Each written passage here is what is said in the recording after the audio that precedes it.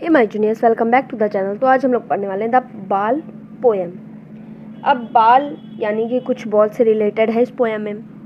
तो हमें एक चीज़ दिखाई गई है, एक सिनेरियो दिखाया गया है कि हम एक जो छोटा लड़का है वो किसके पास, तो एक नदी कह सकते हैं या कुछ भी, उसके पास खेल रहा है और उसकी बॉल उसमें चली जाती है। तो यही हमें इस सिनेरियो में पढ़ना है और इससे रिलेटेड बहुत सारी चीज़ पोएट हमें बताते हैं कि ऐसा होता है, ये नॉर्मल है। तो स्टार्ट करते हैं। What is the boy now. अब वो लड़का क्या करेगा। Who has lost his ball, जिसने अपनी बॉल खो दी है। कैसे खो दी है। What is he to do, अब वो क्या करेगा, अब वह क्या करने वाला है। आई सॉ इट गो, मैंने उसे जाते देखा है। किसे, तो मैरिली बाउंसिंग। मैरिली यानी कि बहुत ही आराम से, जैसे छोटे बच्चे बहुत ही खेल कूद करते हैं वैसे ही उसकी जो बॉल बाउंस करते हुए गई है डाउन द स्ट्रीट को पार करते हुए। वो कहीं ऐसे कुछ है, यहाँ पे बच्चा खेला है और उसकी स्ट्रीट कह सकते हैं ऐसे चली गई, तो उसको स्ट्रीट बोल दिया है यहाँ पे पोएट ने। And then merrily over there it is in water, और वो फुदकती हुई कहाँ चली गई, वाटर में चली गई।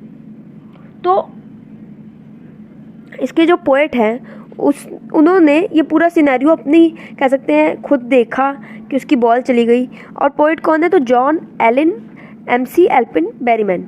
इनका पूरा नेम नहीं लेते हैं वैसे, इनको बोलते हैं जॉन बेरीमैन।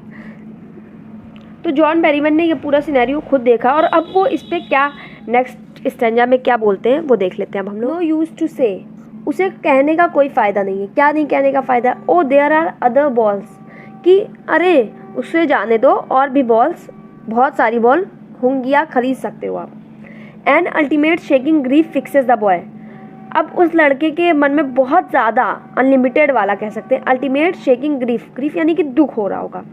अब आपसे कोई फेवरेट चीज़ आपकी चली जाए दूर तो बिल्कुल अच्छा नहीं लगेगा, बहुत बुरा लगेगा। तो उसे भी उसकी फेवरेट बॉल जो है वो अब चली गई है तो उसे बहुत दुख हो रहा है। एज ही स्टैंड रिजिड, अब वो कठोरता से खड़ा है। ट्रेम्बलिंग, कांपते हुए, अब कठोर भी खड़ा है, ट्रेम्बलिंग भी, तो यानी कि वो दुख से कठोर हो गया है और ट्रेम्बलिंग कांपते हुए खड़ा है। स्टीयरिंग डाउन, नीचे देख रहा है, घूरते हुए देख रहा है। कहाँ, तो जहाँ पे उसकी बॉल चली गई है पानी में, वहाँ वो देख रहा है। All his young days into the harbour where his ball went, young days को याद कर रहा है।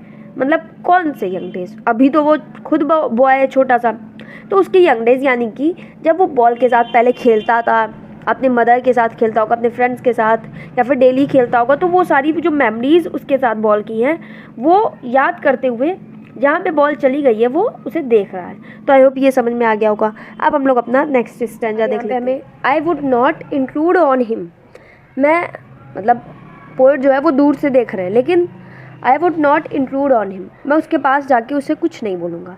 अ डाइम, डाइम यानी कि वहाँ की करेंसी, जैसे यहाँ पे रुपए है। A dime another ball is worthless, एक डाइम की या कुछ डाइम्स की मैं एक और बॉल लेकर उसे देना नहीं चाहता, वो उसके लिए वर्थलेस होगी क्योंकि उसकी मेमोरीज के साथ उसकी जो फेवरेट बॉल थी वो तो चली गई।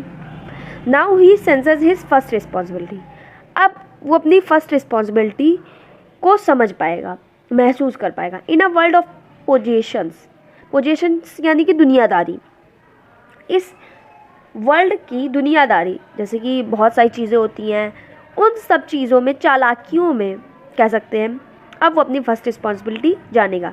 People will take balls will be lost always, people का मतलब यहाँ पे नॉर्मल जो पीपल है वो नहीं, पीपल का मतलब यहाँ पे वर्ल्ड से है।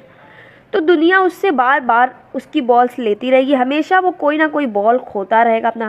अब यहाँ पे बॉल का मतलब केवल बॉल नहीं है, कोई उसके फैमिली मेम्बर हो सकता है, कोई उसकी फेवरेट थिंग हो सकती है, कोई भी हो सकता है। वो लिटिल बॉय बार बार कोई चीज़ उससे दुनिया उसकी ले लेगी। And no one buys a ball back, और कोई भी उस बॉल को फिर से वापस नहीं ला सकता। अब यहाँ पे दो तरीके से बात हो रही है। कौन सी बॉल, जो उसकी बह चुकी है, जो उसकी दूर जा चुकी है पानी में, और सेकेंड उसकी कि अभी कोई उसका फैमिली मेम्बर की अगर डेथ हो जाती है तो कोई भी उस फैमिली मेम्बर को बैक नहीं ला सकता। तो यहाँ पे दो तरीके से बात हो रही है। मनी इज़ एक्सटर्नल, अब यहाँ पर अगर मनी की बात करें कि अब मनी से सब खरीद सकते हो, तो मनी केवल एक अलग चीज़ हो जाती है, एक बाहरी चीज़ हो जाती है। जिससे आप हर चीज़ नहीं खरीद सकते। अब जैसे कि उसकी जो फेवरेट बॉल है अब उसे नहीं खरीद सकते हैं क्योंकि वो पानी में बह चुकी है, दूर जा चुकी है, अब वो नहीं वापस आएगी। तो यहाँ पे मनी की वैल्यू घटाई गई है पोएट द्वारा।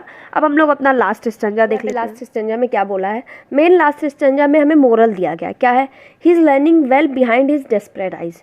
वो सीख रहा है अपनी डेस्परेट आइज, यानी कि वो जो बिल्कुल दुख भरी आँखें हैं, वो उसके पीछे कुछ सीख रहा है। क्या सीख रहा है? The epistemology of loss. Epistemology मतलब नॉलेज का ज्ञान या फिर ज्ञान शास्त्र। वो किसी चीज़ के खोने के दर्द को समझ रहा है। हाउ टू स्टैंड अप, कैसे उस दर्द के साथ आप खड़े रहो, ये सीख रहा है। Knowing what every man must one day know. वो चीज़ जान रहा है जो एक ना एक दिन हर इंसान को जाननी है। And must know many days how to stand up.